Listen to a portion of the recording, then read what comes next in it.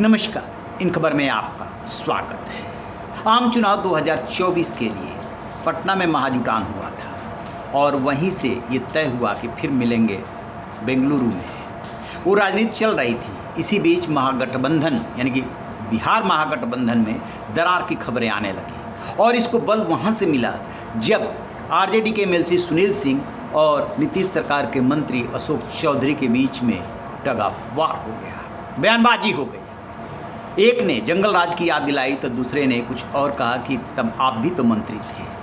बात बढ़ चली और भी कई नेताओं की बयानबाजी हुई। सुधाकर सिंह के बारे में तो सब कोई जानता है कि जब भी मौका मिलता है वो नीतीश पे वार करना नहीं भूलते। अभी के पाठक और चंद्रशेखर का जो मसला चल रहा है उस पर वो खूब बोल रहे हैं, नीतीश को घेर रहे हैं।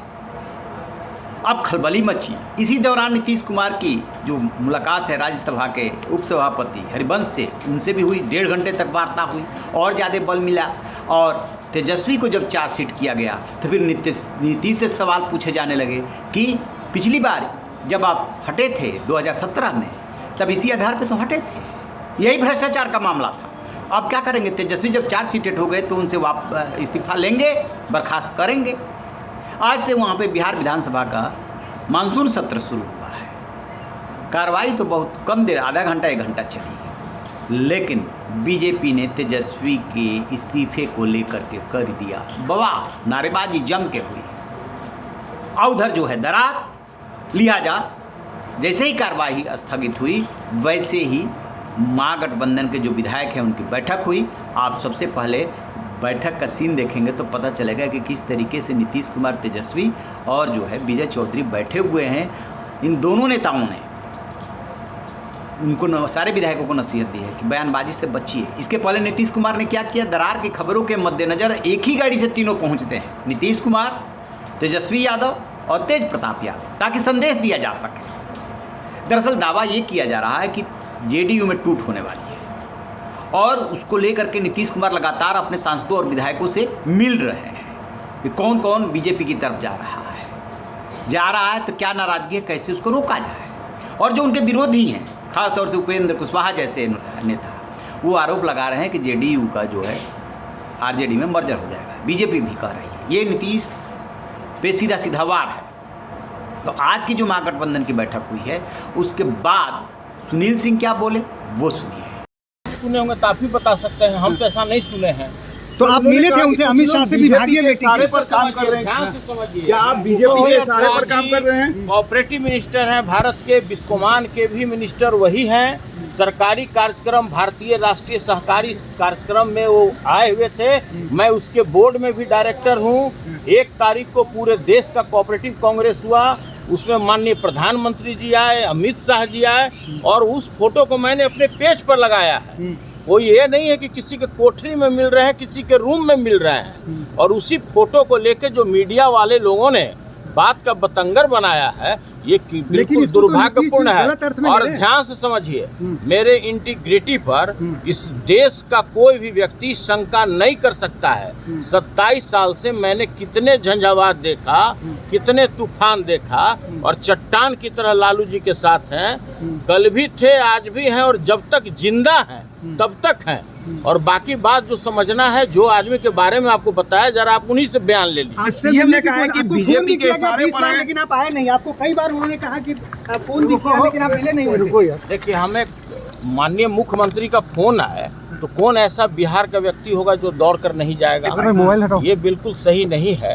अगर माननीय मुख्यमंत्री जी का अगर संवाद आ जाए कि भाई आपको माननीय मुख्यमंत्री से मिलना है, सभी के नेता हैं, महागठबंधन के नेता हैं, हम लोग के अभिभावक स्वरूप है, कौन ऐसा व्यक्ति होगा जो नहीं जाएगा? लेकिन अगर किसी ने कहा कि 20 बार आपको संपर्क किया गया, आप आए नहीं। बड़े आदमी हैं, अभिभावक हैं, माननीय मुख्यमंत्री हैं, हम उनके बात का कैसे प्रतिकार कर सकते हैं? हम लोग तो गैर जिम्मेदार व्यक्ति हैं नहीं, तो इसलिए उनके बात का हम कोई भी प्रतिकार नहीं करते हैं। और जो भी अगर बोले होंगे भी तो समझिए कि मेरे लिए आशीर्वाद ही होगा। क्या वाकई बीजेपी के संपर्क में कई लोग हैं क्या? वो उनको उनकी बातों से ऐसा तो लगा? भाई जिनके बारे में बोला उनसे न पूछिएगा, हमारे बारे में पूछे तो हम तो आपको बताएं ना। कि जब तक हम जिंदा रहेंगे। अरे उस शंका क्या, हमको अपने पार्टी से मतलब है यार। तो क्या ये जो सब कुछ हो रहा है भाजपा के? जब मैं आपको खुद बता रहा हूँ कि आज 27 वर्ष हो गया लालू जी के साथ, ठीक है, अब 3 साल और होगा तो 3 दशक हो जाएगा। ठीक है। अब जब तक हम जिंदा हैं तब तक उन्हीं के साथ है, माननीय लालू प्रसाद जी के साथ, उनके परिवार के साथ, और कोई पार्टी लेवल पर हम जुड़े हुए नहीं है। भावनात्मक रूप से मेरा पूरा परिवार जुड़ा हुआ है। क्या लगता है आपके बयानों को लेकर नाराजगी है? आपने कहा देश का सबसे अविश्वसनीय चेहरा कौन है यूपीएससी में, इस तरह के देखिए वो सवाल सब बीती दिनों का बात हो गया, क्यों विवाद बढ़ाना चाह रहे हैं, अनावश्यक वो सब बात है। नीतीश कुमार जब इसलिए हमने नाराज हैं अपने आपके पेज बयानों से उसको हटा दिया, समझे ना, जो कन्फ्यूजन हुआ, किसी ने पूरे जंगल राज को याद दिलाने लगा, कोई डॉक्टर की किडनैपिंग को याद दिलाने लगा। और देखिए हम फिर आपको बताते हैं कि हमारे राष्ट्रीय अध्यक्ष जी ने स्पष्ट मना किया है कि कोई भी तरह का आपको बयान नहीं देना है, ना हाँ बोलना है, ना बोलना। आप आहत हैं नीतीश इस बातों से? आप आहत हैं सुनील जी? कौन सी सुलह होगी आपकी? चलिए नीतीश जी पलटी मारे हैं क्या फिर से? ठीक है रे, चलो हो जाएगा यार।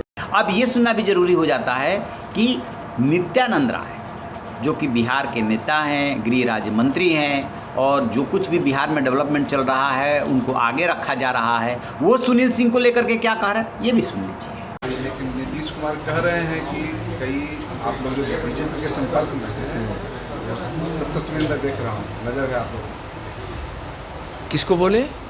सुनील जी को। आप कह रहे हैं तो मुझको जानकारी मिल रही है, अंदर क्या हुआ मुझको पता नहीं है। लेकिन नीतीश जी एक तरह से आरजेडी ने इतना उनको तंग कर दिया, और ललन जी ने उनको इतना उन पे दबाव बनाए रहते हैं कि नीतीश जी एक तरह से छटपटा रहे हैं, यानी कि अपने आपा खो देते हैं। स्वाभाविक है जिस तरह से अब वो कह रहे हैं कि आप बीजेपी के संपर्क में हैं, तो बीजेपी के संपर्क में रहना कोई खराब बात तो है ही नहीं। अब उस संपर्क में है कि नहीं सुनील जी मैं नहीं जानता हूँ, लेकिन देश के हर नागरिक को हर पार्टी में जाने का, आने का, समय के अनुसार उसकी पार्टी के आचरण क्या होता है, व्यवहार क्या होता है, उस पर निर्भर करता है। मैं रीति रिवाज की बात कर रहा हूँ, किसी पार्टिकुलर के नहीं। अब उसमें पार्टी जज करती है किसको लेना है ना लेना है। अब संपर्क में है ना है ये मुझको कोई पता नहीं है, लेकिन लोकतंत्र में कहीं भी किसी से कोई संपर्क में रह सकता है। कभी कभी तो ऐसा भी होता है कि लोग व्यक्तिगत कहीं मिल गया तो स्वाभाविक है कि कहीं बात हो जाती है, कहीं कुछ चलते बात हो जाती है, कहीं कोई विषय आता है तो बात होती है। लेकिन इस सारी बयान का मतलब यही है कि नीतीश जी घबरा गए हैं, आरजेडी व्याकुल है सत्ता में आने के लिए, मतलब बिहार की, और इस सत्ता छोड़ने के लिए नीतीश जी तैयार नहीं है, और तेजस्वी जी को बर्दाश्त नहीं हो रहा है। इसी में सारा यह बयान एक दूसरे पर हो रहा है, उससे बीजेपी को कोई मतलब है नहीं, बीजेपी अपना काम करती है। तो ये है स्थिति। दरअसल चुनाव से पहले प्रशांत किशोर जैसे रणनीतिकार ये आगाह कर चुके हैं कि जो मौजूदा महागठबंधन का जो स्वरूप दिख रहा है, या यूं कहें महागठबंधन नहीं बल्कि जो बिहार की राजनीति की स्वरूप दिख रही है, उस स्वरूप में चुनाव नहीं होगा। यानी कि इधर से उधर जो है लोग जाएंगे, इसको रोकना बड़ा मुश्किल है।